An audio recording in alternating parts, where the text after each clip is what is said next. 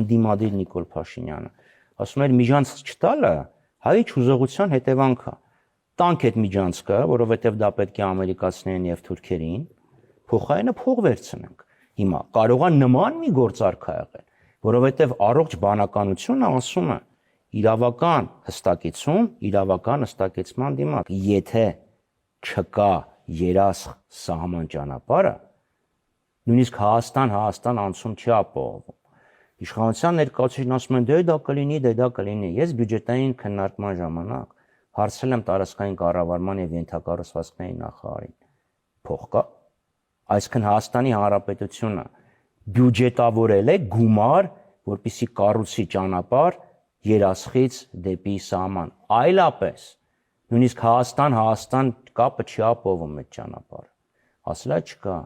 Հյուսիսային երկաթգծի հետ կապված գումար հատկացվել է, չկա բյուջե։ Մնացածը դատարկ խոսքեր են։ Այլընտրանքը տալիս ես միջանցք, պետք է ստանաս միջանցք։ Եթե անխոչնդոտ, ուրեմն անխոչնդոտ։ Եթե տրանզիտ, ուրեմն միայն տրանզիտ։ Եթե այլընտրանքը միջանցք վերցնել որտեղից։ Եթե Ադրբեջանը ասում է, դու տալիս ես Ադրբեջանին անխոչնդոտ անցում, ուրեմն Ադրբեջանն է պիտի գրի եւ ստորագրի անխոչնդոտ անցում Մեղրիից մինչեւ Երասխ։